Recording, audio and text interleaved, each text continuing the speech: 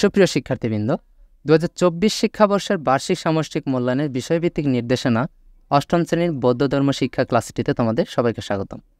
এই ক্লাসটিতে আমরা বার্ষিক পরীক্ষার সংক্ষিপ্ত সিলেবাসে যে অধ্যায়গুলো এবং পরীক্ষার যে মানবন্টনগুলো রয়েছে এই সম্পর্কিত সকল তথ্য জেনে নিব। আর এই ভিডিও ক্লাসটি মনোযোগ দিয়ে দেখার চেষ্টা করো। ভিডিও ক্লাসটি তোমার বন্ধুবান্ধবের সাথে যত বেশি পারো শেয়ার করে জানিয়ে দাও। 2024 সালের শিক্ষাবর্ষের বার্ষিক সামষ্টিক মূল্যায়নের বিষয়ভিত্তিক নির্দেশনা প্রকাশিত হয়েছে। তাহলে চলো আমরা দেখে নিই। খ নম্বর আমরা দেখতে পাচ্ছি বার্ষিক পরীক্ষার সংক্ষিপ্ত সিলেবাসে প্রথম থেকে তোমাদের সপ্তম অধ্যায় পর্যন্ত থাকবে এবং নির্ধারিত কিছু পৃষ্ঠা নম্বর এখানে উল্লেখ করা রয়েছে। তো আমরা দেখতে পাচ্ছি প্রথম অধ্যায়ে বুদ্ধের জীবন কথা, এখানে পৃষ্ঠা নম্বর 1 থেকে 17 পর্যন্ত উল্লেখিত। দ্বিতীয় অধ্যায়ে রয়েছে বিনয় পিটক 18 থেকে 28 পৃষ্ঠা পর্যন্ত। পঞ্চম অধ্যায়ে রয়েছে সূত্র ও নীতিগাথা 50 থেকে 68 পৃষ্ঠা পর্যন্ত। ষষ্ঠ অধ্যায়ে রয়েছে জাতক, চরিতমালা ও উপাখ্যান, যেখানে 69 থেকে 90 পৃষ্ঠা পর্যন্ত রয়েছে। সপ্তম যে চ্যাপ্টারটি রয়েছে বৌদ্ধ ধর্মে পরমসহিষ্ণুতা, যেখানে 91 থেকে 98 পৃষ্ঠা পর্যন্ত। এখন আমরা মূল্যায়ন কাঠামো জেনে নিব। বরাবরের মতোই তোমাদের শিক্ষণকালীন মূল্যায়নে 30% থাকবে, সামষ্টিক মূল্যায়নে 70% থাকবে। তো সেক্ষেত্রে প্রশ্নের ধারা ও মানবন্টনটি যথাক্রমে এখানে দেওয়া রয়েছে। তো শিক্ষণকালীন বা ধারাবাহিক মূল্যায়নে তোমাদের শ্রেণী কাজ, বাড়ি কাজ, শ্রেণী অভিজ্ঞতা, অ্যাসাইনমেন্ট, প্রজেক্ট, ফিল্ড ট্রিপ, তীর্থস্থান ও ঐতিহাসিক স্থান ভ্রমণের অভিজ্ঞতা, বিষয় প্রতিবেদন ইত্যাদির জন্য 30 নম্বর বরাদ্দ রয়েছে।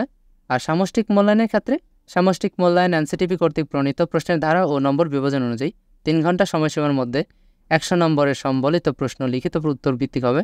100 নম্বরের মধ্যে প্রাপ্ত নম্বরকে 70% রূপান্তর করে দিতে হবে। তো সেখানে হচ্ছে তোমার টোটাল মার্ক 100, সেখান থেকে সামষ্টিক মূল্যায়নের জন্য তোমরা 70% পাবা। তো এই হচ্ছে 70 নম্বর, আর 30 নম্বরের টোটাল হচ্ছে তোমাদের 100 মার্কের এক্সাম হয়ে যাবে।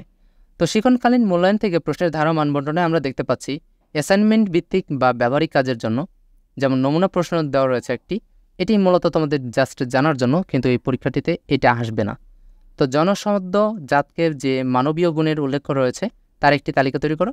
তোমার তৈরিকৃত তালিকা থেকে যে গুণগুলো তুমি পালন করতে চাও তা চিহ্নিত করো। কিভাবে এই গুণগুলো বীজ জীবনে চর্চা করবে তা দেখাও।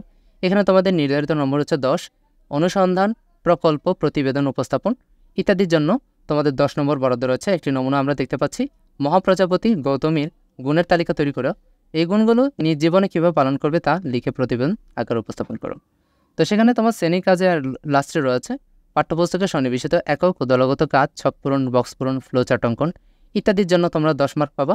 যেখানে একটি আমরা আইটেম দেখতে পাচ্ছি নমুনা হিসেবে মদনমোহন তর্কালঙ্কার এর কবিতা আমারপণ কবিতাটি আবৃত করো। কবিতার আলোকে নিচের ছকটি পূরণ করো, যেখানে তোমাদের টোটাল 30 মার্ক বরাদ্দ রয়েছে এভাবে, যেটা শিক্ষণকালীন মূল্যায়নেই হয়ে যাবে।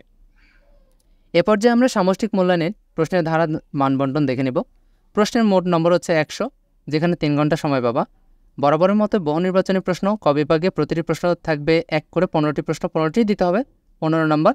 আর খ বিভাগে অতি সংক্ষিপ্ত প্রশ্নোত্তর 1 নম্বর করে 10টি থাকবে, 10টি দিতে হবে, তাহলে এখানে 10 নম্বর।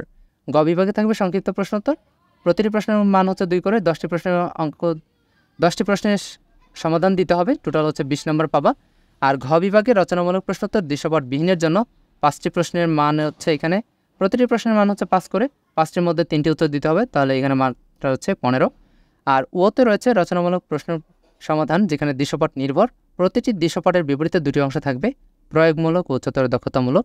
সেখানে তোমাদের প্রশ্নের মান হচ্ছে 8, 3 এবং 5 করে, 8টার মধ্যে 5টি দিতে হবে, তো টোটাল হচ্ছে 40 নম্বর।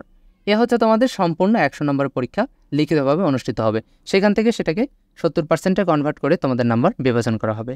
এ পর্যায়ে আমরা দেখে নেব নমুনা প্রশ্নোত্তর।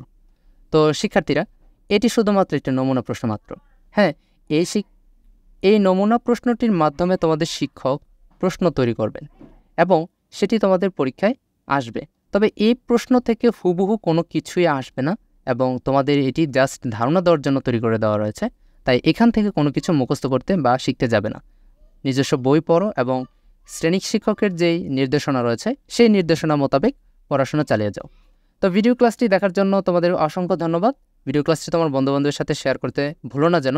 পরবর্তী ক্লাসে খুব শীঘ্রই দেখা হচ্ছে। ধন্যবাদ সবাইকে।